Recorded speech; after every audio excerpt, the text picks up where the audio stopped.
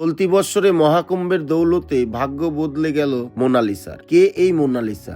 Mona Lisa হলেন মালা বিক্রেতা। তিনি বিভিন্ন মেলা ঘুরে ঘুরে মালা বিক্রি করে সংসার চালাতেন। মোনালিসারা 4 ভাই বোন, বেশি দূর পড়াশোনা করতে পারেনি।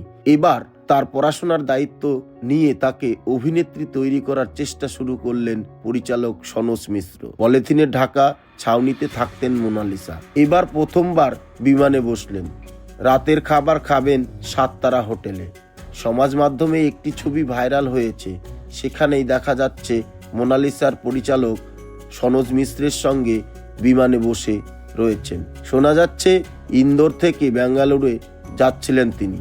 জানা গিয়েছে একটি গহনা বিপণী প্রতিষ্ঠানের অনুষ্ঠানে প্রচারদূত হয়ে যাচ্ছেন মোনালিসা।